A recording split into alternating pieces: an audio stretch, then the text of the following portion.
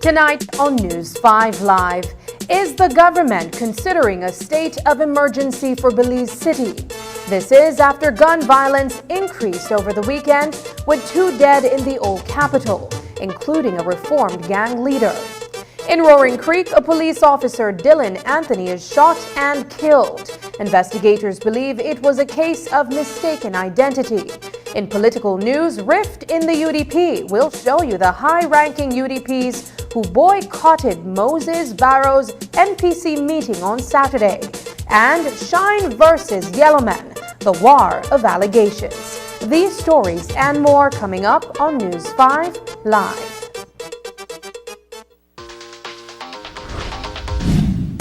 I'm connected. Yo. I'm connected. We're connected. Create the perfect broadband bundle that fits your style with Smart Connect. With the Junior Bundle, get 50% off your national calls and up to 6 gigabytes of data at no extra cost. Get postpaid added for an additional cost of only $25 with the Prime Bundle. Stay connected with unlimited smart-to-smart calls plus 6,300 megabytes of data and free international minutes. For the family, pay $28.13 more and get the Binge Watchers bundle with Netflix.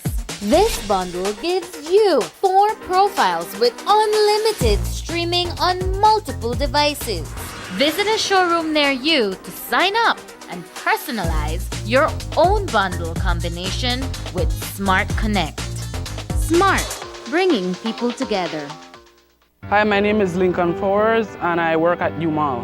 100% I will recommend Belize Bank mobile banking to everyone because it saves time, money and gas price because gas price is high right now.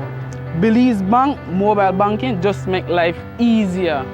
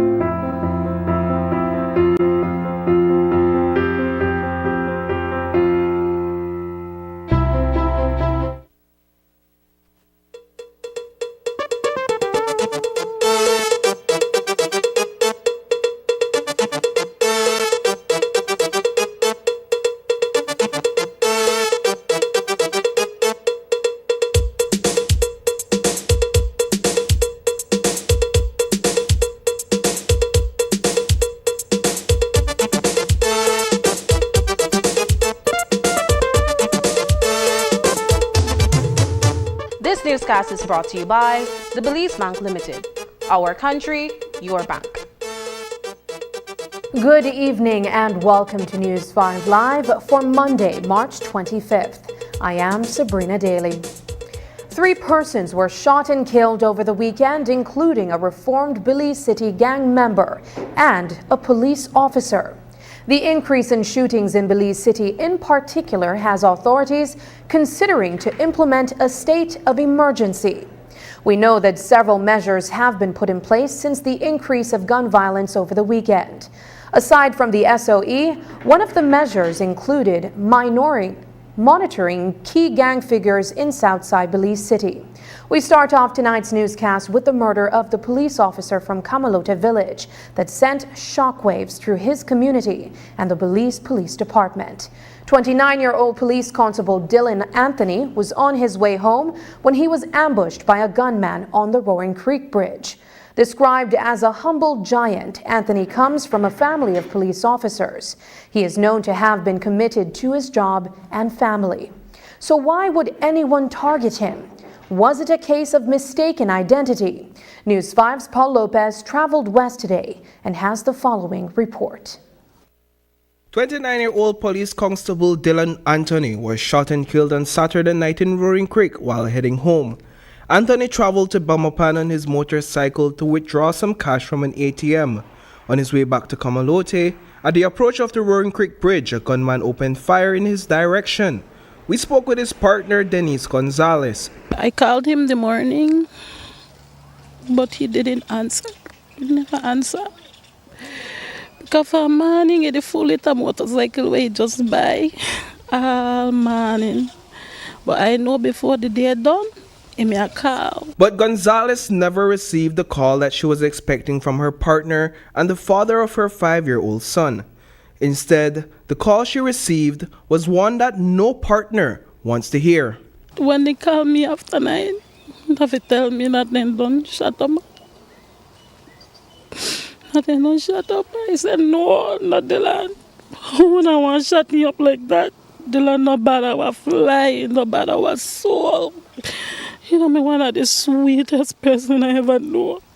We also heard from PC Anthony's father, Herbert Anthony, who gave 28 years of his life to the Belize Police Department. In fact, Herbert inspired Anthony and 2 of his other children to join the force. As a former cop, Herbert was one of his son's main career advisors. I give him great encouragement to join, you know. And the man say, Dad, I want to be just like you. I tell him, well, go for it, son.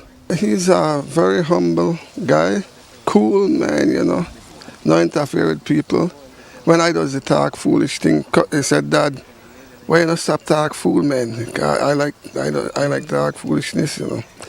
He said, Dad, that now make you big, you know, stop your fool. And the man gone for it, boy, enjoying the job. Man, when the man passed out, he said, Dad, I love the job, but they need transfer. So when they transfer me, Corozal, I really want to go into the unit where you me there. I tell her, boy, well, sometimes I have to take one and there because sometimes people bad mind you in their job, I send you a place where you feel like you can't handle. Credible information to News 5 is that Anthony's murder was a case of mistaken identity. His helmet fully covered his face as he rode his motorcycle. It is believed that his body structure is similar to that of the individual that the gunman intended to target. PC Anthony was a bodybuilder. He spent a great deal of his time inside the Camalote Community Center's gym alongside his bodybuilding mentor, Dean Lewis. Dylan, I saw him grow up from a baby, you know, and as he progressed, went to high school and everything, you know, he came out to the community center a lot. And I saw he had that, you know, that body built for bodybuilding. So when he got older, I spoke to him and say, listen up, you want to try to work out at the gym and see if you could do something. And I mean, he was like, all right, no problem. Let me see what I could do. And then, you know, automatically he liked it. He fell in love with it. And, you know, he has been going at it for quite a while. Dylan was one of the young men that were, you know, you could look at him and you know that he was going to be a productive young man, you know, in the area. And it's sad that, you know, he's gone because then who takes up his slack, no? The Belize Police Department issued a press release following Anthony's murder, noting that he served with honor and distinction in his duties to protect and serve the community. The release further stated that the department is working diligently to investigate this senseless act of violence and bring those responsible to justice. Still in a shock. The family can't take it. No, my baby left with no daddy. I hear his son me so close. Now a day go by without he call my baby. My son, I'm not taking up. Everybody know he's a humble guy. He don't interfere people into any sport like barbell lifting, basketball, you know. Everybody knows him and he's not a bad person cause. Reporting for News 5, I am Paul Lopez. At today's police press briefing, Assistant Commissioner of Police Ilberto Romero provided an update on the murder of PC Anthony. Romero confirmed that Saturday night shooting is connected to a shooting incident that occurred on Friday night in the village. That night, 2 men on a motorcycle drove up to a group of individuals that were socializing in a yard and opened fire in their direction. Daniel Lopez was shot in the leg. He posted on Facebook saying that he is not a gunman or a thief and that he was simply in the wrong place at the wrong time. ACP Romero told us more. An investigation is being carried out into this report. Several persons are in custody and we are seeking other persons as well at this time. Was he the intended target? The intelligence we are gathering is that it is a case of mistaken identity, but the person that was on the bridge firing the shots, yes, he targeted the police officer who was on that motorcycle. And the persons in custody and those being sought, are they from the same community they were? Yes, they are from the same area of Rowan Creek. Is one of those persons someone who has recently been released from prison? I will not give the names of the persons detained at this time. We have several persons who we are interviewing and persons that we're looking for. Not names, but he was recently released. Yes, that is a person we're looking for, yes. Is this shooting, I know you said it was probably mistaken identity, but was shooter believed that this was related to a prior shooting in Rowan Creek? Yes, that is the information we have. It is related to a prior shooting that has occurred in the area of Rowan Creek. This was the one related to Daniel Lopez, who was shot. That is correct, yeah. ACP Romero says it is a tragic event and the department sends its condolences to the Anthony family and those who were close to him. Police were placed on high alert following the murder of reformed gang member Elwin Lewis, who is also known as Ras Bobo. He was gunned down on Friday night in front of Gwen Liz High School on Antelope Street, just feet away from the school's front entrance. Lewis was driving a motorcycle heading in the direction from Elston Kerr Street towards Central American Boulevard when he was shot dead by someone on another motorcycle heading in the opposite direction. He was an employee of the Leadership Intervention Unit. Today, News 5's Marion Alley went looking for answers. Here's that report. I saw, enough ghetto youth get shot on the black well. I saw, enough ghetto youth dead and no come back well. I saw, enough ghetto youth get shot on the black well. I saw, enough ghetto youth dead and no come back well. When he sang against violence with Heights of Vibes several years ago, Elwin Lewis, better known as Ras Bobo, was a popular musical artist. But he had gotten in trouble with the law when he was charged with being a member of a gang and had been making strides to live the straight and narrow. He was enrolled in the Leadership Intervention Unit's infrastructure project, but on Friday evening, just before 5, he became a target for murder. Okay, on Friday, March 22nd, 2024, around 4:50 p.m., police responded to a shooting incident near the Gwen Liz High School. Upon their arrival, they found Elwin Lewis, 43 years, with gunshot injuries to the body. He was taken to the KHMH where he was pronounced dead on arrival thereafter. Investigation revealed that Lewis was riding a motorcycle in front of Gwen Liz when he was approached by a person who fired several shots towards his direction, causing his fatal injuries. Dominique Norales, who is the director and chairperson of the LIU, told reporters via Zoom this afternoon that she had seen Lewis just minutes earlier at the office. His murder hit me hard for very many reasons, but also it was more shocking because I saw him probably 30 minutes before it happened. He was in front of me. They were signing for their checks. Because it was payday on Friday, and he signed for his check right in front of me, and he asked me how I do, and we had a bit of small talk because check day is always very, very hectic. So he signed for the thing there, and he gone, and I get what message said that he was in the shooting, no? Lewis was one of the LIU members who respected Norales, she said, and that they shared a few commonalities, and that she encouraged him to stay longer in the program, even when he wanted to change course. He has been one of the most consistent people to speak with me pragmatically and with utmost respect. Like, he didn't think less of me because I was a woman or because I was younger, because we held, and I think we meshed a lot. Our personalities were much of the same. And so I know he was doing a lot of work. In fact, I was very gracious to him, because very many times he said to me and say, Boss, I think we'll move on from the program. And I'm like, no man, stay, because you're the important part of our structure, right? People respect you. And so he stayed, and his concern was just his farm and his children, right? And so he wanted to just deal with the farm works, mashy farm works, as he would have said. An area resident told News 5 off record that they heard the shots, and when they went outside to see what it was, they saw two young men on a motorcycle heading up to Elson Kerr Street and then making a left as if heading towards Iguana Street Extension. Assistant Commissioner of Police Gilberto Romero told the media today that police have not yet established the reason for Lewis's murder and have not yet charged anyone, but that they have detained a number of persons. No one has been arrested and charged for this crime. Several persons are in custody and the investigation continues. Do police believe that Mr. Lewis was ambushed in a way, because we understand he goes to this area like every 2 weeks to catch these LIU checks? Yes, that is the information we have. He was there doing some transactions, and when he was heading back, he was targeted. We have not ascertained a clear motive. All we know is that he was in that area and was targeted. The persons being interviewed, are they from the area or a rival gang or gang in the area? Persons from the area.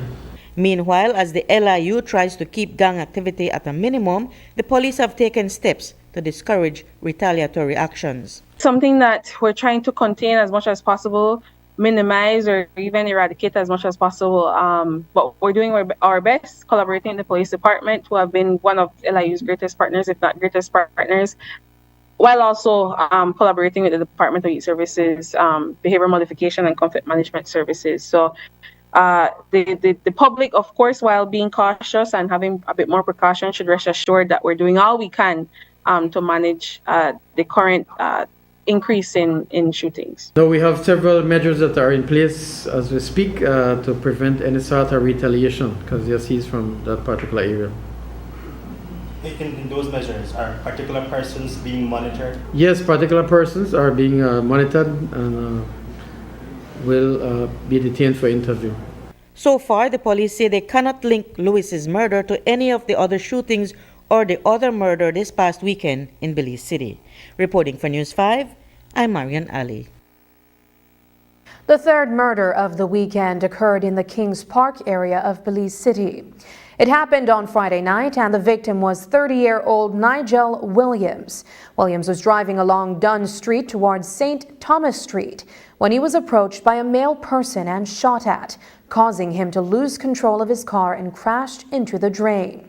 Williams exited his vehicle and attempted to flee, but was pursued by the shooter and ultimately killed. Here's News 5's Brittany Gordon with the full story. Last Friday, the quiet of the night was disturbed as a series of gunshots rained down on the vehicle of 30-year-old Nigel Williams. We spoke to the police for more details on the incident. Friday, the 22nd day of March, around 10:52 p.m., police responded to a shooting incident on St. Thomas Street. Upon the arrival, they found Nigel Williams with gunshot injuries. He was taken to the KHMH where he was pronounced dead on arrival. Information is that Nigel Williams was in the area in a vehicle, and as he tried to turn a lane, he was approached by a male person who fired several shots towards his direction. Nigel Williams ran from that area and he ended up by the stoplights on St. Thomas Street, where he collapsed, and that is where police recovered his body. The vehicle was found in a drain in the area with bullet holes. An investigation was carried out, and since then we have arrested and charged Tyreek Supal, 23 years, for the crime of murder. 23-year-old Tyreek Supal has been arrested for the murder, and while police say that both men were known to them, they have yet to establish a motive for the crime. We have not established a motive. He was in the area visiting his girlfriend when he was targeted. Considering that he doesn't live there, was this the suspect lay waiting him? That is the information I have. As soon as he turned a lane in the area, the person was there with the firearm and fired shots towards him. Do police have any information that these two may have had any encounters prior? No, we don't.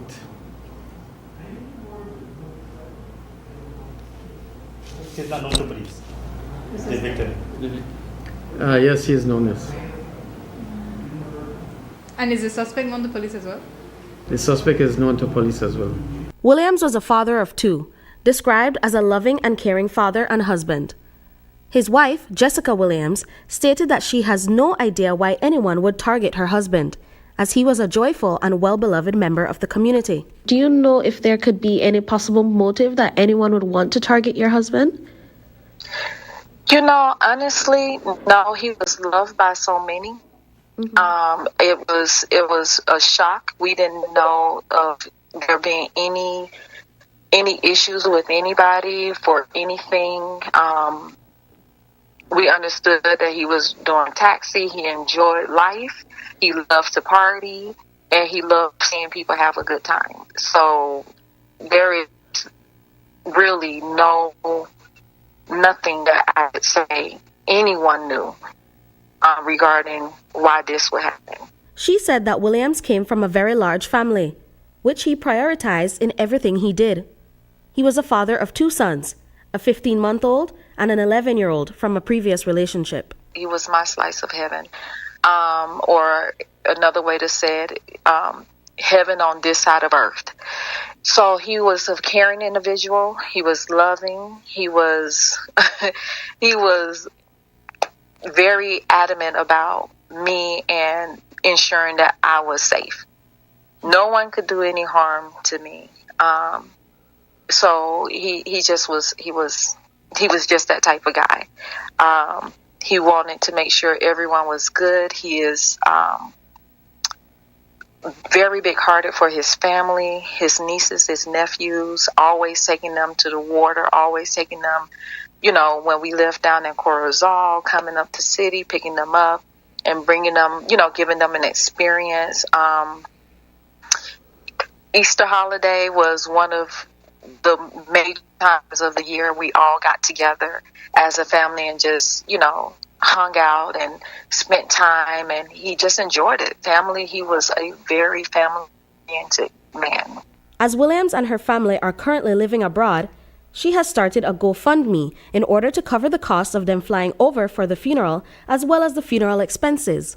We just put out the request just because, there is his mother that's here in States and a couple of his siblings, myself, my son, of course, his in-laws of my side that all have to travel in. And also we have to cover the expense of the funeral. So while we're covering our expenses to travel in, we're just reaching and asking for those who want to show love and support stateside, who can't go, who wants to, be a contributor of, our final farewell. We're just asking, and giving the opportunity for people to share their love monetarily and send them off the way he should. Brittany Gordon for News 5.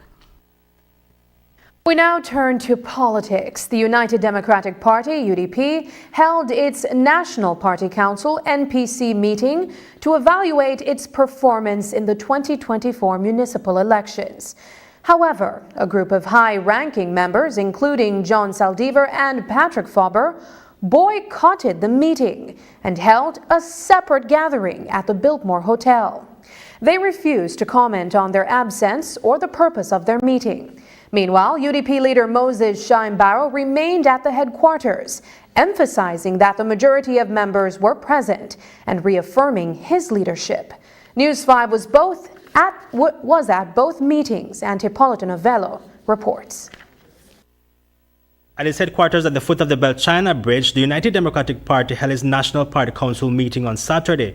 On the agenda, an assessment of the party's performance in the 2024 municipal elections. Well, it was an MPC meeting for the parties, internal party matters that we discussed, but one can imagine that a big part of it was an assessment of the March 6 elections, what we did wrong, what we did right, and how we could improve. Pretty much that's it. But 3 miles away inside the Black Orchid Room at the Biltmore Hotel, a private meeting, an anti-NPC meeting. Inside, high-ranking senior members of the UDP, including John Saldivar, Patrick Faber, Edmund Castro, and Beverly Williams. They spent about 2 hours meeting. They then emerged saying no comment. Mr. Saldivar, sir, no comment.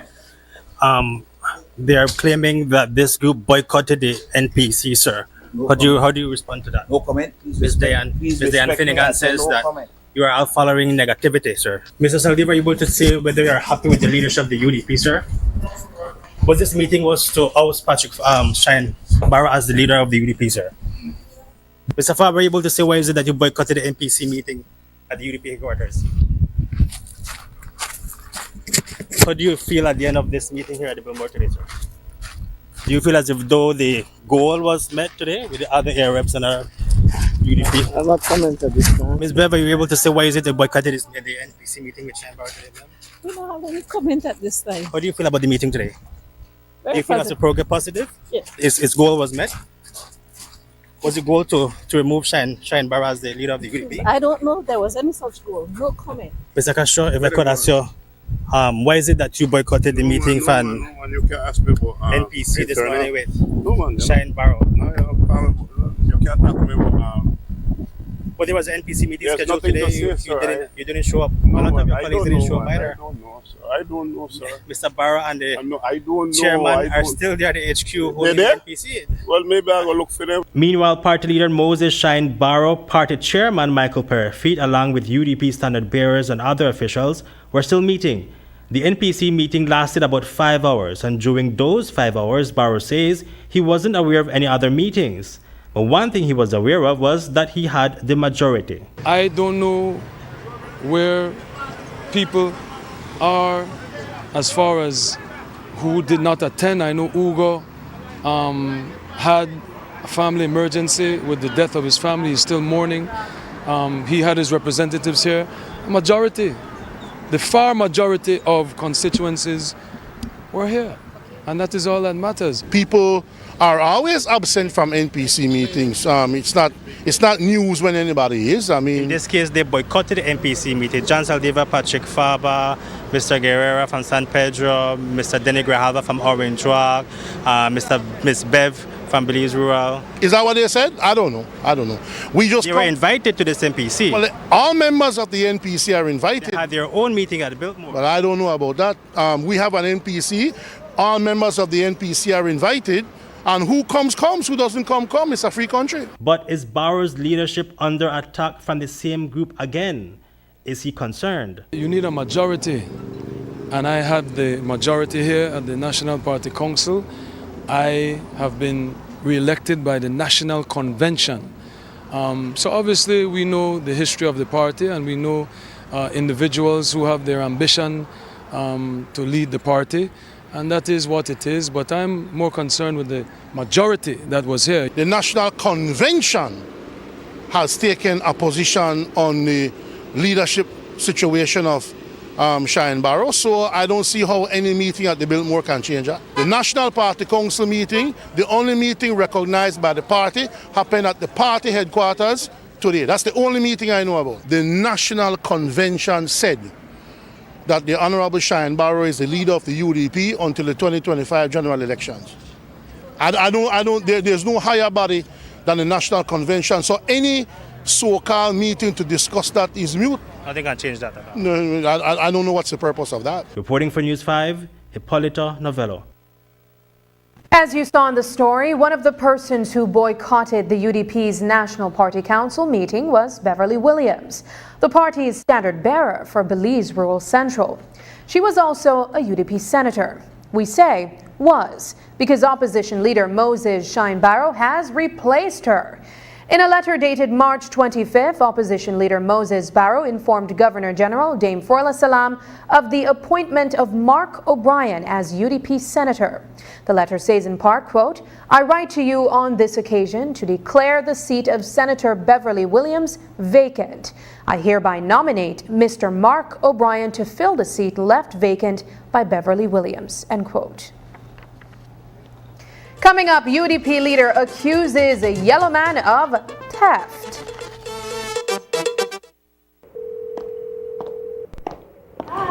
Bye. Why long time to try call you? Me, Alex. Where they go on, man? Alex signed up for a Digi1 premium bundle. He's loving it. With his free mobile plan, Alex can talk and surf on the go as much as he wants. Topping up and buying data is a thing of the past. Alex now has Digi TV. He enjoys all his games and his favorite shows, no matter if he's on the go or at home. And Alex also enjoys the fastest, most reliable home internet speeds with his DigiNet service. He is living his best life. Alex bundled. Alex is saving $70 monthly compared to purchasing these services from the other providers. Be like Alex. Sign up for your Digi1 bundle package today. Digi1. One bundle, no hassle, exceptional value. My parents always said, when it's time to build, invest in quality products that last a lifetime, even if it means paying a little more. It is now my turn to invest in my own home, and it's not even a question. It has to be Oran Windows.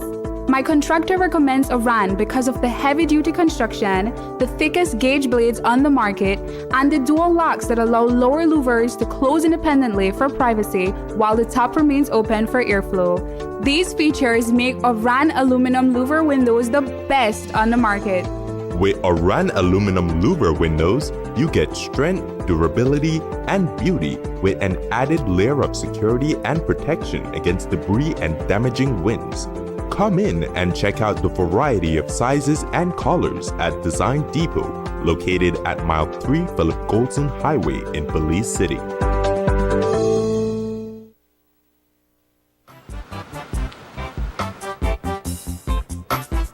That'll be $50.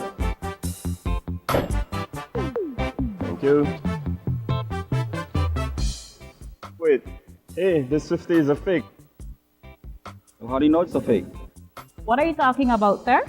How can I identify a genuine note from a fake note? Well, a genuine 50 has a watermark with the Jaguar and the written words of the 50, also a thread. Know your money and know a fake one when you see it. Do not rely on any one security feature. Look for the clarity and quality of printing. The printed lines and colors should be sharp and clear. Feel the quality of the paper and the raised print. Hold the note up to the light to see the windowed security thread. It should form one complete line when held up to the light. The watermark and denominational electrotype. The Jaguar is the watermark in the $100 and $50 notes. The Sleeping Giant is the watermark in the $20, $10, $5, and $2 notes. The see-through feature. The parts of the design printed on the back should fit exactly within the unprinted areas of the front to form the complete design. Check the $100 note for the toucan hologram with the periwinkle flower overprint. Tilt it to see the small images of the toucan and the numeral 100. Check the $50 note for the green foil angelfish. Check even closer. Use an ultraviolet light to see the fluorescent features. Use a magnifier to see the microlettering. Tiny letters that read Central Bank of Belize and the value of the note. Stop the circulation of counterfeit Belize currency notes. Pass all counterfeits to the police at once. It is a criminal offense to hold or use a counterfeit. Be safe. Be sure. Know your money.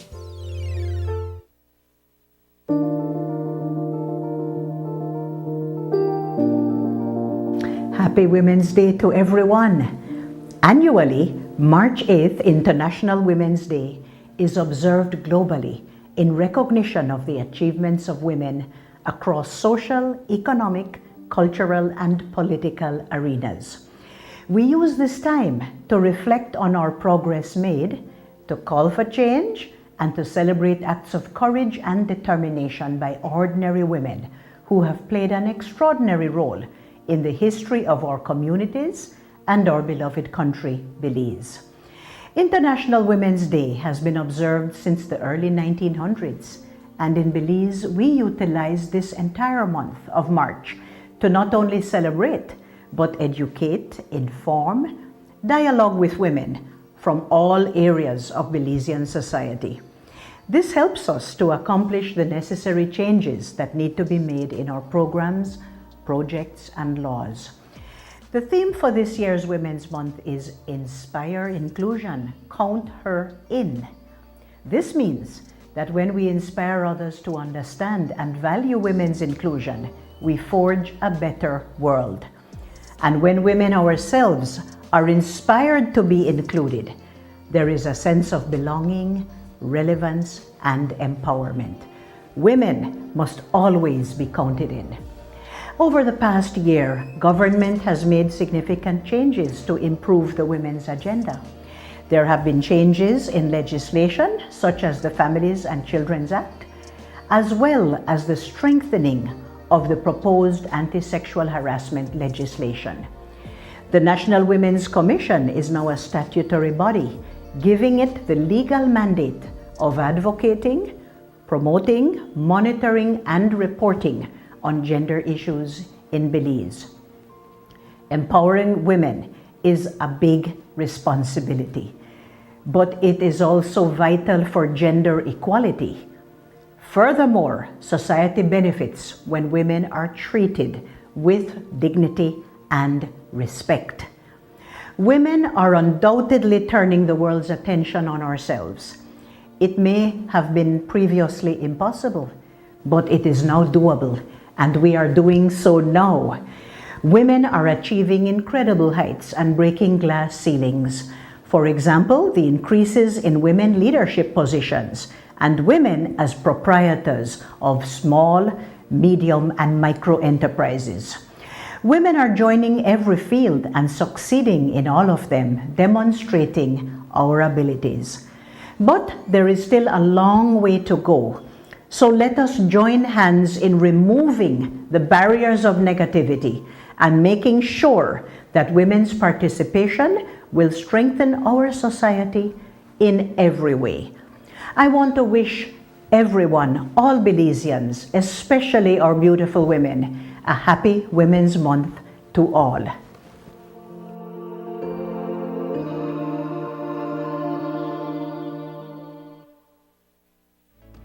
$13,835,700 eggs are eaten by tourists each year, fueling our thriving economy.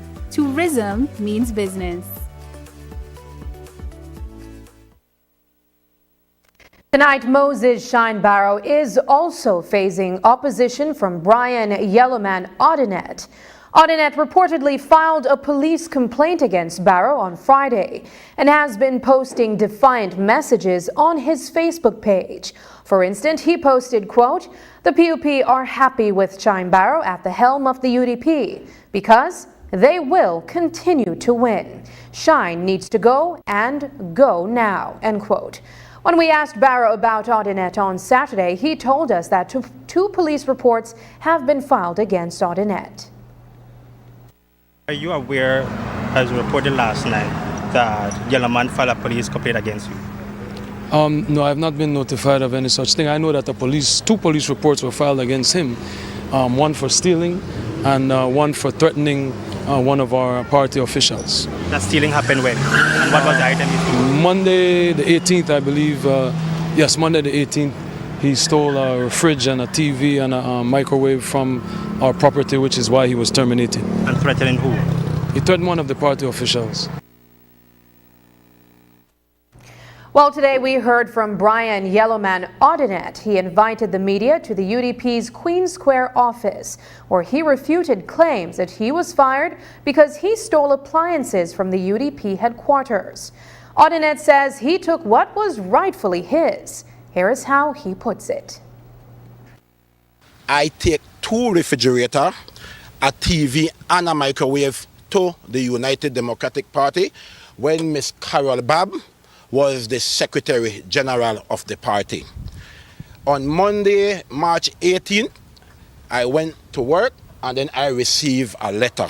And I want to read the letter to you, which was sent to me by Ms. Shari Obano, which was sent to her by the leader of the opposition, soon to go, Shine Barrow. Let me forget the name and all. The letter goes as this. Wait, letter, I look for I can't find out when you deal with him. You just had it. I got it just now, yeah, but when you talk about Shine, you get confused because you can't human being deal with it. Anyway, dear Mr. Ordinate, pending review of your overall job performance, and in keeping with the adjustment necessary in order to position the party for victory in the next general election, it has been decided it is best to discontinue employment at the UDP Secretariat. Nothing to do with theft. Nothing to do with me carrying any fridge, any microwave, or any TV. The thing is this though, when I moved my stuff out of the building was when this letter was sent to me, and I told Shari and Michael Perryfeet that since I can't come back to the party office, the party where I fight for all my life, while Shine sit down in a prison in America, that I will take my stuff from the office. This is after receiving this letter. So that is absolute lie. How can it be your stuff? Do you have a receipt for it? Yes, I represent my receipt for, if I know you would have asked me for a receipt, I would have get the receipt and sent you. It happened a good while. I think I have one, I think for the refrigerator, I don't remember about the, I got the one for the 2 refrigerators, I believe. I don't know about the TV and But the is thing. it for But you or is it for Miss Carol Babb? no, it's mine, not Miss Carol Babb. It's mine. And me, I went, I get those, and I bring those to the office. At the time, the office never have no refrigerator and nothing. And as we mentioned on Friday, Brian Yellowman Audinette visited the Belize Police Department to file a report against his party leader, Moses Shine Barrow. Police are reportedly investigating the allegations that Audinette raised in that report against Barrow. In the meantime, Audinette contends that the real reason he was fired from the UDP is because he told Barrow that he was not fit to be party leader. This party belongs to the people, and there is no way Shine Barrow or anybody will stop me from going to the UDP office. A settlement deed was proposed. Did you sign it? Absolutely not. Shine believes that everybody is chasing money and that people are desperate. We get here because the election happened the 6th of March. I think it was the 8th or the 9th or the 10th, something like that, the Monday after the election when we lost. We called an executive meeting with the Mesopotamia executive, and so when we called that meeting, I told everybody in the meeting we need to speak up. I said, oh, no, can't talk behind the man back and not tell the man the truth and so. And he said, what are you talking about? I said, you know, I don't the man want to tell you how they feel. Well, I speak out, and I said, Shine, I'm going to be honest with you. From the first time when you run against Tracy, because first I run against Tracy, I told him personally, I don't believe that you are fit enough to represent the party as the leader of the party and so. In that very same meeting, which happened at the 10th or whatever it happened after the election and so, I said, Shine, I tell you, you're not fit. I say, we are in opposition for the last 3 years. And we make absolutely no game. Our numbers in Belize City, rather than gone up, gone down. While we were on the campaign trail, the people are saying we will not vote for if we not get rid of Shine. It's not that I want to disrespect Shine, but I be real and honest with him. The people in Mesopotamia are upset. Our numbers in Mesop dropped drastically. Why? Because the people don't like the way how he treats them, how he talks to them. He disrespects the people. And I be the one, when I fail to speak out, tell him, because I speak out, he fired me. What he need to tell the media is the absolute reason why he fired me, because I told him he is not fit to lead the party. And this is no joke about that. He is not fit. Rodney Files Lord, Audinette's brother, invited the media to speak with him at the UDP's Mesopotamia constituency office late this evening. Lord is the UDP chairman of the constituency. He says he was the one who called the meeting that Audinette claims led to his termination. And according to Lord, Audinette barely even spoke in the meeting. So he is refuting his brother's claim against opposition leader Moses Shine Barrow. There's a member in this party That you know calling caucus, I don't know it. They kind of have no interest in that. I know about UDP. Then could say all kind of thing. The party leader been to take click from all over the corner. And it's never true. So if I'm from here to even compel the fellow is telling the truth or a lie, if he left to me, truth it's a lie. UDP gone through how many leaders so far? Two? No, since 2020. Two? Yeah, two. Mr. Faber and Mr. Barrow. We make a change from Mr. Faber due to all kind of allegation, whatever he do, the party have them fight. And that's got to do with the caucus for change too, no? Yellow man saying that the party leader need to go as leader of the party. Jules, who will be the next leader of this party? Everybody try. Miss Tracy try, fail. I don't know what my good brothers, my beloved brother getting his story from, or what he's trying to do. I am the one who caused the meeting to happen. Because there's things that we need to straighten out. And it's have nothing to do with the party leader. If anybody do something wrong, if anybody take any money from him, or if anybody do anything got to do with the election. We have that meeting based on a post-mortem. What went wrong? What we don't lose in Mesopotamia, we win. And I believe we win overwhelming. If he left to me, it could have been better. But that meeting have nothing like that. That meeting was a positive meeting. This morning, a junior immigration officer from Corozal town was arraigned for extortion. Allegations are that on Friday, March 15th, 31-year-old Monique Escalante demanded $3,000 from Jamaican national Janoy Richards while he was at the Philip Golson International Airport. Escalante claims she was legally authorized to do so as an immigration officer. Escalante was offered bail in the sum of $8,000 and a surety of the same amount, which she met. As a part of Escalante's bail conditions, she is to surrender her travel documents to the court, abstain from contacting Richards, and report to the Raccoon Street Police Station every Friday, effective this week.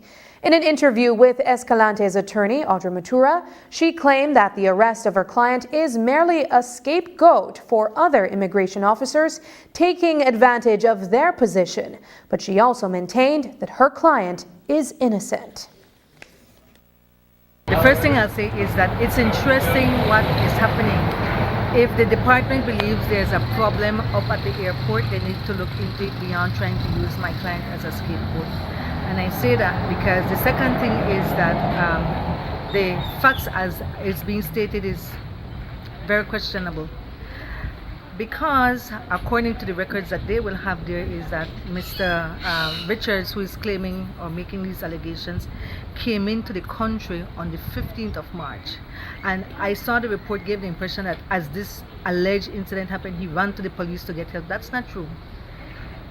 He went to the police the 20th of March, and what the department and people who are concerned are not saying is that he only made a report after he tried to leave Belize through the Belize-Mexico border, and the immigration officers there stopped him, and then he came up with this story. A very important thing on the point of this person, Mr. Richards, that made the allegation. When he came into this country, he said that he would be staying at Belcove Hotel, that he would leave Belize the 22nd of March via the same airline going through Panama. He attempts to leave Belize through Mexico border, Belize-Mexico border. What the senior officials need to tell us, the public, is where is he? Where's the record that he left? Because the real scam is not what they're accusing my client of doing. The real scam is who in the department is running the racket to help people to get through to the border, to leave this country and transit to Mexico. That's where the real issue is. Like I said, my client is just the scapegoat. So I think they need to account and give proof if this man has left the jurisdiction. And if he hasn't, based on what he declared as the reason he's coming in, where are the charges against him? After the break, someone wants Frederick Garbutt dead. But first, here's a weather update. with data from the Belize Met Service.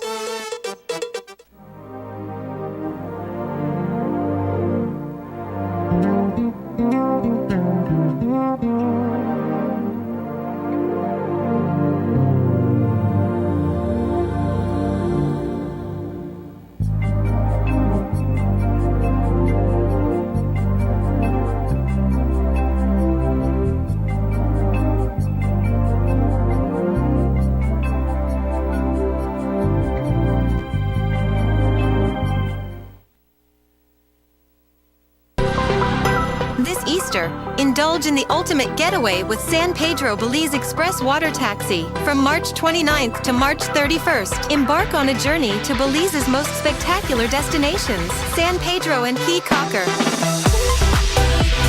Relax and unwind as our experienced captains navigate you through scenic routes. Whether you seek thrilling adventures or simply wish to bask in the sun, our Easter ferry service is tailored to your desires. Our catamaran vessels will be the highlight of your trip, offering an unparalleled experience with comfortable seating and breathtaking views. Secure your tickets now and embark on an unforgettable expedition to discover Belize's natural splendor and create lasting memories with San Pedro Belize Express Water Taxi. Seize the moment with your loved ones and let the magic of adventure unfold. San Pedro Belize Express Water Taxi, your gateway to a thrilling adventure on the islands. Do you know how to choose the best engine oil for your car? We believe the best engine oil should provide optimal performance and ultimate protection for longer. For Quartz engine oil, our engineers have formulated age resistance technology, also known as ART. It's a breakthrough innovation.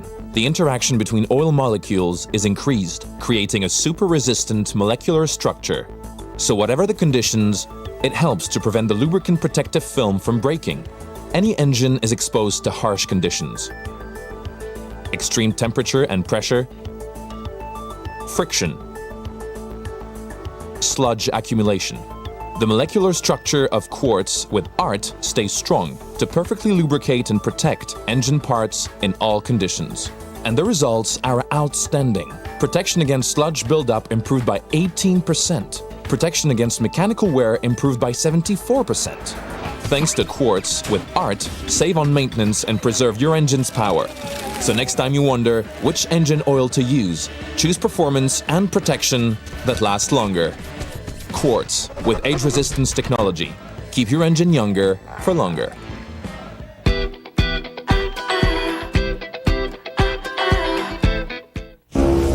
Back in January, when Briceño and the PUP government, under pressure from cane farmers, hurriedly struck an agreement to prevent major public discontent going into the municipal elections, opposition leader Honorable Shine Barrow described it as nothing but a quick fix to a long-term crisis. Merely putting not even a band-aid, I would say a transparent tape that we can all see through on a gaping wound. The opposition leader predicted that once the elections were over, the government would break its promise. I can't feel happy for the Caneros because we'll be back at square one in 3 months. I guarantee you within 3 months there will be no inquiry completed, there will be no analysis, no data, no nothing. As predicted, cane farmers have had to write Briceño to complain that the commission of inquiry which he promised to establish within 30 days has still not commenced after 2 months and counting. In a follow-up release, the cane farmers wrote, BSCFA calls on the Prime Minister to stay on track and to establish the commission of inquiry forthwith, or shall BSCFA have to remind him where is the track? I will not waste my time in answering the BSCFA. Now that the municipal elections are over, Briceño does not care what cane farmers or Belizeans in general think. I don't care what anybody says.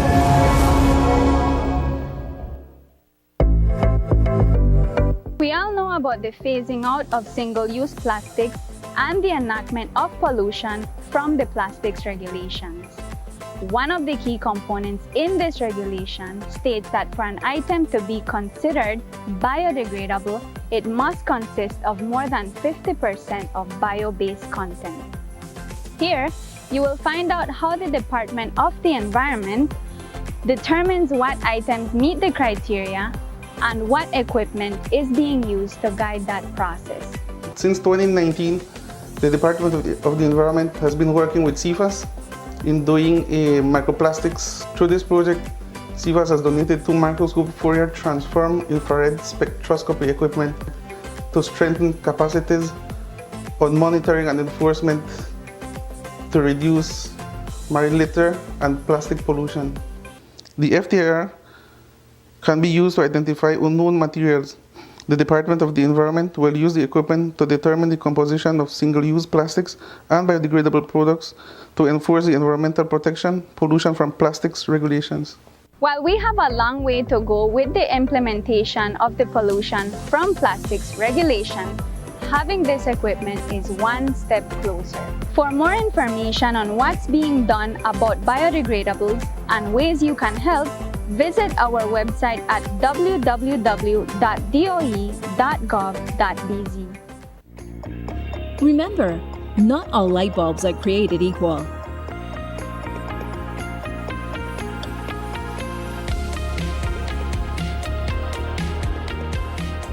Our lighting department offers a wide assortment of light fixtures and accessories to suit your style.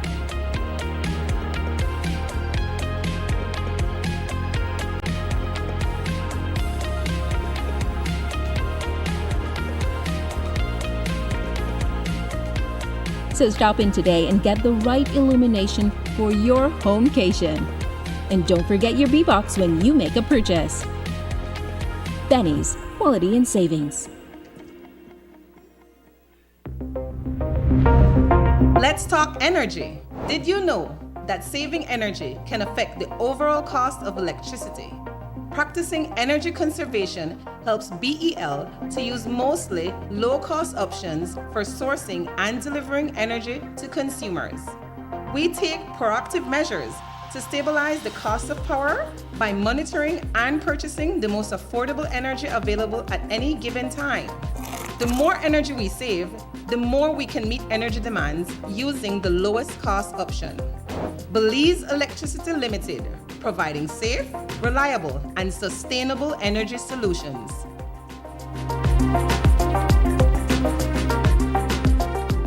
At The Oasis, we believe in the art of celebration.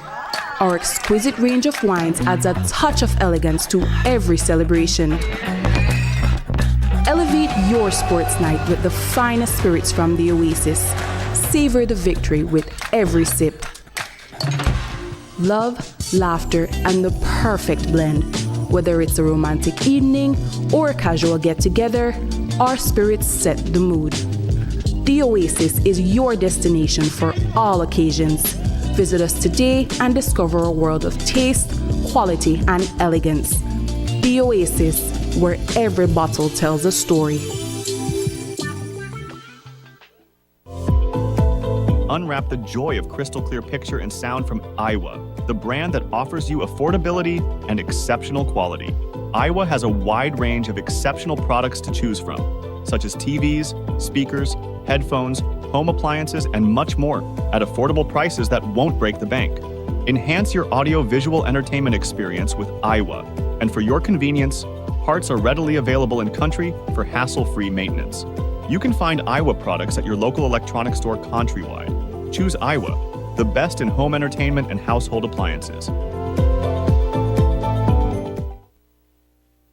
The men accused of facilitating the landing of a drug plane in the South in 2021 appeared in court today.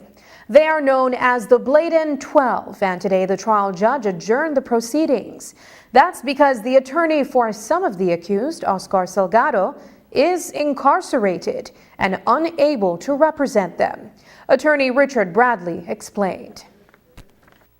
We are a bit taken aback, but it is unavoidable, at least for this morning, if not for the rest of the day. 4 of the accused in the Bladen drug plane, drug trafficking, landing of a plane without permission case, those 4 persons had the illustrious Oscar Salgado as their attorney. He is unable to make it this morning because he doesn't control his time. So the 4 persons have asked, and one of our colleagues Attorney Lyndon Jones is going to represent them. And of course, that only came up this morning when they all came to court. So the magistrate quite rightly said that they are entitled to be properly represented, and so she agreed to the request for adjournment in relation to that matter, hoping that we would then come bright and early on Holy Thursday to try and get a full morning. But like bad luck, Mr. Jones has also received a last-minute notice that he has been appointed by the High Court to represent a person in a murder trial. So he's going to try and see how he could get that sorted out this afternoon. And in relation to Thursday, that is not going to work. So we are going, God willing, on the 3rd day of April to get a full day. And thereafter, if things remain on track, I repeat on track, then the 8th of April we will continue. And between myself and the others, we'll try and see how far we could get the voir dire advanced by the 9th day of April. 2 men survived separate shooting incidents over the weekend in Belize City. One of them was Ashton Myers. He was shot at on Sunday evening while at his residence on Freedom Street. Investigators say that Myers was shot several times. The victim was rushed to the KHMH where he remains in a stable condition. ACP Gilberto Romero shared more details. Information is that he was sitting in front of his yard when a vehicle came in the area and a person came out and fired several shots towards his direction. Again, several persons are detained and are being interviewed in regards to this report. The persons being interviewed and in detention, they know the victim?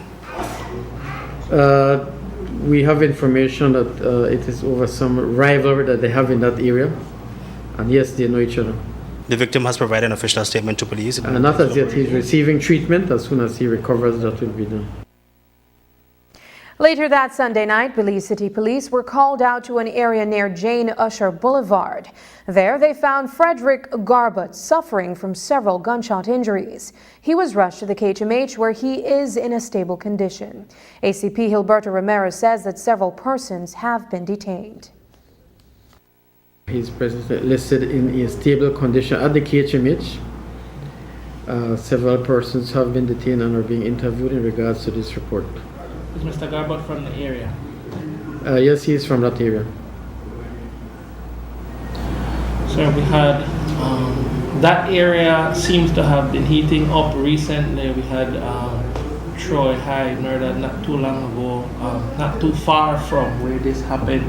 Are you guys taking any special focus on the Jane Usher? Yes, there are several patrols and specialized units in that area. Covering the various gang bases. This person was walking on Jane Usher Boulevard and he was targeted.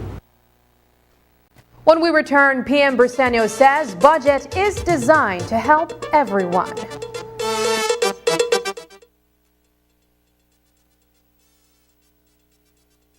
It seems like every other day, we hear of a family member or friend being diagnosed with a serious illness such as cancer, heart attack, kidney failure, or stroke. When these illnesses strike, you want to focus on recovery and your overall well-being. At RFNG Life Insurance, we offer critical illness insurance to help with medical expenses when diagnosed with such critical illnesses, providing security to access quality healthcare facilities and to ease the worry about finances. In case you are diagnosed with a life-threatening illness that is covered by the policy, critical illness insurance pays you a lump sum amount to help you obtain access to quality treatment and medication. Having critical illness insurance provides the financial support that will bring you and your family the security and peace of mind necessary to manage these illnesses. The possibility of being diagnosed can be worrying, but by having a critical illness plan, you could have funds to assist with expenses such as medications, hospital deductibles, childcare, household expenses, and so much more. The right time to plan for the unexpected is is when you're healthy. For more information, visit our office today to speak with one of our experienced agents about critical illness insurance. Your health and wellness is what matters most. Take care of it.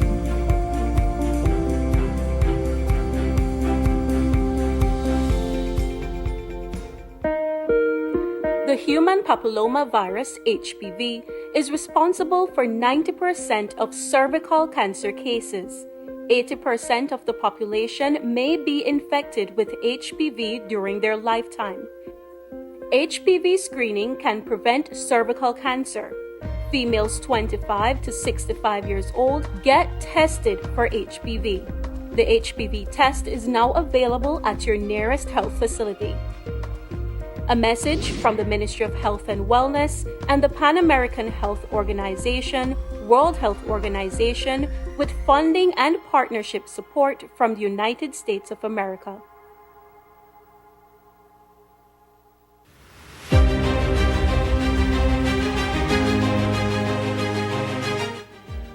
Under the leadership of Honorable Jose Abelardo May in the Ministry of Agriculture, Food Security and Enterprise, a Corozal Free Zone that had flatlined under the previous administration was brought back to life and is now performing as a major revenue earner for the government and people of Belize. On February 1st, 2021, the Free Zone reopened with 108 registered businesses and 560 persons employed. Today, there are 309 registered and diverse businesses operating in the zone, with 1,500 persons directly employed and 1,500 persons indirectly employed. From total stagnation in 2020, the Corozal Free Zone generated almost $285 million US in 2023, with 1.3 million visitors. Growth has been sure and steady every year since February 2021. That is real growth with an immediate and positive impact. The Ministry of Agriculture, Food Security and Enterprise, moving forward with leadership that works for our business and commerce sector, for the industry, and for the nation.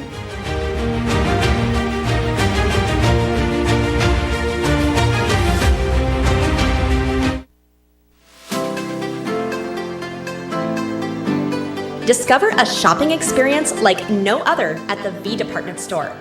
They carry a vast array of products at unbeatable prices.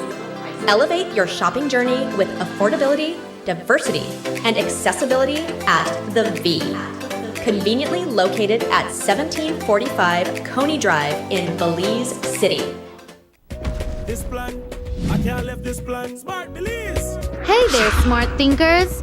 We're turbocharging your mobile experience with Smart's powered-up postpaid plans. Imagine a world where your data speeds flows faster than ever. Well, guess what? We've cranked up the dial and unleashed the postpaid power of Smart's lightning-fast LTE data on all our postpaid plans. That's right, no speed bumps, more data.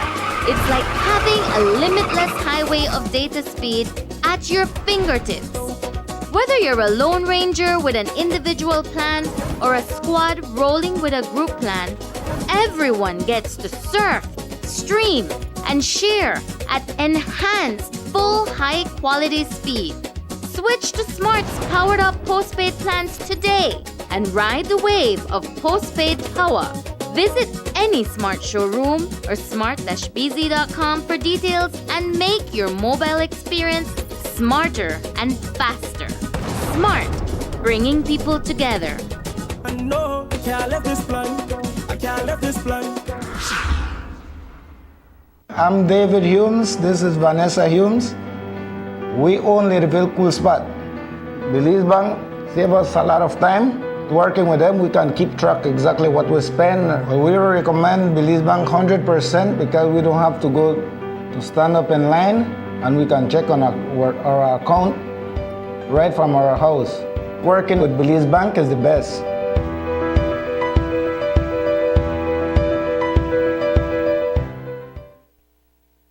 The budget debate concluded late on Friday evening. During his closing statements, Prime Minister John Bersenio pointed out that the national budget is designed to help people, not based on party politics, but everyone based on need. And the assistance, he said, spreads across the various ministries that deal with education and scholarships, natural resources and land, and other areas of need. The broad reach of the budget also exposes the failure of those on the other side. Year after year, they mostly have nothing good to say about the budget. Nothing but criticize, criticize, criticize, and complain. I want to say to the voters of Mesopotamia, in Albert, in Queen Square, in Collet, in Corozal North, that you should not accept excuses from your area representatives for what is their own failure to identify and to source assistance for you, where such programs are a part of the national budget. The national budget is not designed to assist only the PUPs. When increments are given to the public officers, they don't give it because, oh, this one are UDP or this one are PUP. We give that based on merit. The Prime Minister also summarized some of the accomplishments that his government has realized over the time they have been in government. He spoke of the benefits raising the minimum wage has brought to the Belizeans who were earning just over $3 an hour when they got in office, to how they have been able to see the rate of inflation decrease over the past year. How could you not celebrate the fact that when you raise from what was over 350, how much was it? 330. How much? 350? 330. Yes. When the minimum wage was at 330 and went up to $5, over 40,000 Belizeans benefited. And the honorable member from Belize Rural Central said it best. A rising tide raises all boats. Because what has happened? I was talking to Michael Bowen a few months ago, and he's telling me, I can't hire nobody at minimum wage now. I have to increase my salaries to $8 and $9. The call centers, if you only listen a little bit, my brother, if you only listen, you will learn something, man. Make I finish. That's one thing I could tell you about business. It has to do, it's dollars and cents, and you have no sense. When it comes to this, I'm sorry, my apologies, yes. I have to apologize to Judge Price. I don't you have my phone for me right now if I say something like this. But the point I'm trying to make is that salaries have gone up all over this country. And yes, when we spoke to the IMF, they said that it has affected a little bit the inflation. Yes, it has.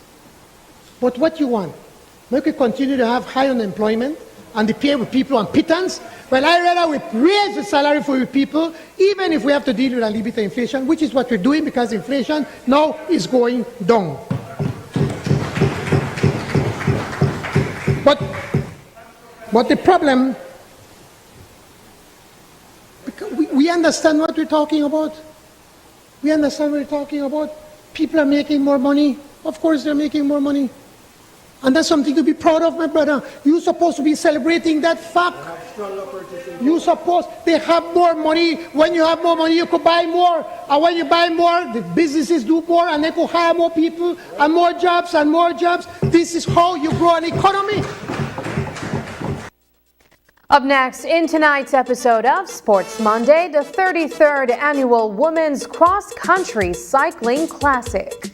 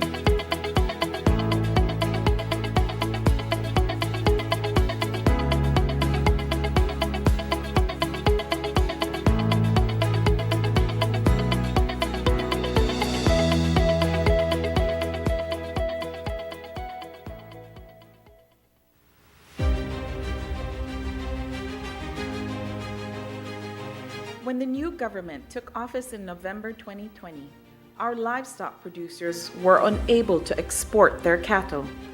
There had been no assistance with finding markets, no push to provide any help in the industry.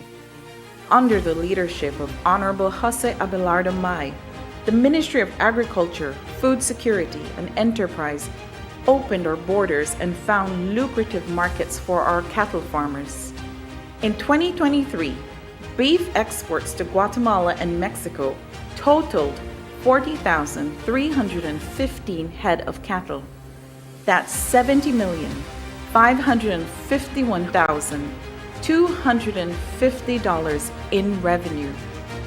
This represents an increase of 21.4% in comparison to 2022. With a 38% increase in revenue, livestock production has now become a viable and growing revenue earner for the country. That is real growth with an immediate and positive impact. The Ministry of Agriculture, Food Security and Enterprise moving forward with leadership that works for our farmers, for the industry, and for the nation.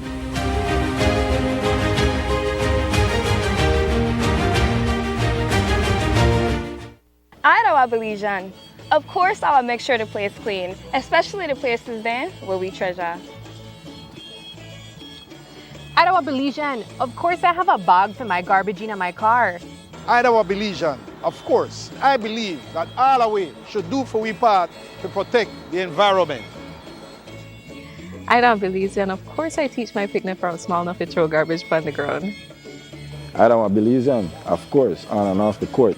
We unite as a team to keep Belize clean. As Belizeans, let's trash the habit and not the beauty.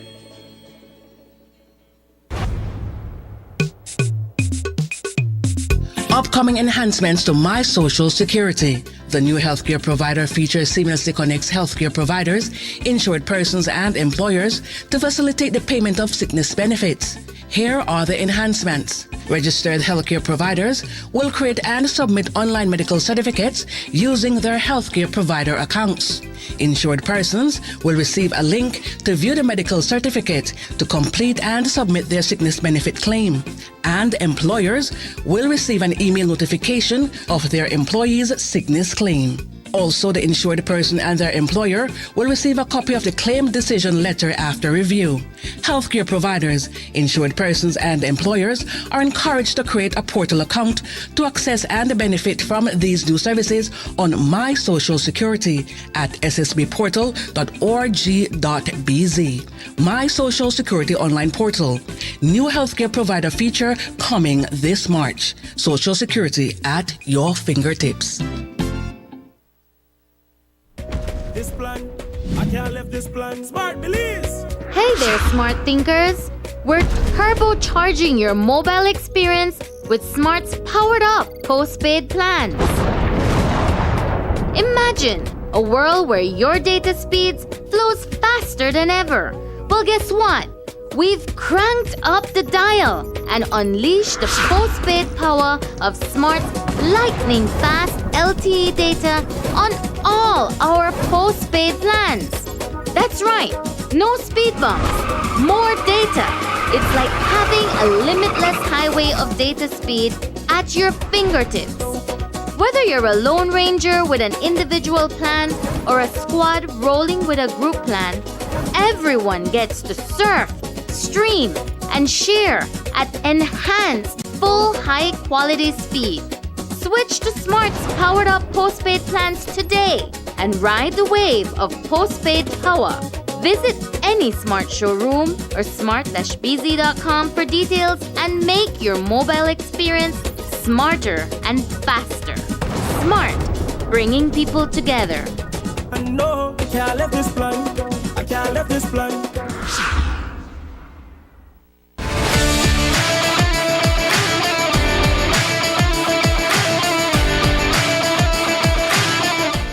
Good night and welcome to another edition of Sports Monday. I am Paul Lopez. As we near the end of Women's Month, we begin tonight's coverage with highlights from the 33rd Women's Cross Country Cycling Classic. 11 riders lined up at the starting line in San Ignacio. Among them were 3 Belizeans, including defending champion Kaya Catus, 4 American riders, 2 Mexicans, a Trinidadian and a Jamaican rider. Heading into Central Farm is Jamaican rider Laurie Sharp setting the pace. 20 minutes later, Sharp is still in the lead, followed closely by Trinidadian rider Alexis Ramirez in second place. At this point in the race, Kaya Catus is the only Belizean rider keeping up with the main field of lead riders. The other 2 have fallen behind. In Camalote Village, Sharp has displayed a great deal of endurance and stamina as she continues to lead the charge. LA Sweat's Elizabeth Stevenson in hot pursuit. These riders have created a gap between themselves and the other riders. They maintained their lead until mile 40 when Chase Group caught up with them, led by LA Sweat's Mia Scarletto. Mexican rider Julie Aguila launched an attack just outside of St. Matthew's Village. LA Sweat's Regina Dotti immediately rose from her seat in hot pursuit. Well, folks, that was the last the other riders would see of Aguila and Dotti. Here is the main field of riders, 2 minutes behind the 2 lead riders. Kaya Catus, the only Belizean rider still in the pack, is among this group. Heading into Belize City, it is all Dotti and Aguila. With less than half a mile to the finish line, Dotti and Aguila turned up the heat for an all-out sprint. And here is it, folks, the sprint to the finish line. Regina Dotti in first place, followed by Aguila. If you race fearful, you're never going to win. You can't race with fear. I was willing to give it all I had, and those attacks I wanted to see what she had. So I was willing to attack and attack. I know I can recover quickly, even after 70 miles. I know what my body is capable of. And so I was just trying to figure out if she was strong enough to keep on going, if she would attack at all. But she didn't want it, and I was there to take it. Going into it, our game plan was to bring it down to the line for me. We quickly realized that the other team's focus was on me, and our plan B was to get one of our stronger pacers down the road, and hopefully they could have delivered that W, and that's exactly what happened today. When we realized we couldn't get away from them for the third place, they were in the 3 podium spots. I launched Liz down the road for that third spot, and she executed perfectly. So I think we're very happy with first and third. Belizeans wanted a Belizean win. However, we came for an LA Sweat win, and that's exactly what we got today. Kaya Catus came in 6th place. And from cycling, we move into some basketball action. The San Pedro Tiger Sharks took on the Belize City Defenders on Saturday night inside the Belize City Civic Center. And the Sharks had something to prove after being defeated by the Defenders in their last match. The San Pedro Tiger Sharks are on a roll after defeating the #1 seed in the BEBL, Venice Belize Hurricanes, last week inside the Civic. On Saturday night, they went up against the #2 seed, the Belize City Defenders. It is safe to say that this is a new Tiger Sharks team we are seeing after also winning their game against the Defenders 104 to 70 points. The Sharks' #7, Bobby Arthur Williams, played 37 minutes and put up an impressive 33 points. That includes 3 of 4 from the 3-point line and 5 of 11 two-pointers. Williams also banked 14 of his 16 free throw attempts. Francis Arana followed behind with 18 points off the bench, scoring 5 of his 10 two-point attempts and 2 of his 6 three-point attempts. He ended the game with 11 assists. Arana was also big on the defensive end, securing 5 steals for his team on Saturday night. Jihad Wright and Daniel Konarki both finished the game with 15 points each. What Wright lacked from the arc, he made up with his 2-point shots and free throws. Konarki was 44% efficient from the field on Saturday night. We heard from Coach Rico Black and Francis Arana following their victory. At the beginning of the season, it was very difficult to get my players together. I know we had to transition from San Pedro and come here, and we couldn't get a Civic to work out. So it's very difficult. The opening night you saw that we weren't playing, we weren't really good, and then we gave away our game to the Defenders the second game. But now that we're working out, they gave us the court some odd hours, 10 to 12 at night, but we're making a sacrifice. So we're getting together. The team is believing in themselves. I'm letting my bench believe that they can play in this level. As the season goes on, we're gradually getting our chemistry together, so now we're learning to play together much better, and we're seeing the chemistry every night we come and work out and put in the work together, and it is showing on the court now. The San Pedro Tigers Sharks are now second in the league's standing, making them the second seed up to this point in the season. Well, folks, that's all we have for you in tonight's coverage of Sports Monday. Catch you in the next one. And that's the news. Tonight's broadcast is available at channel5belize.com, on our Facebook and on YouTube. I'm Sabrina Daly. Thanks for joining us, and from all of us here at News 5, good night.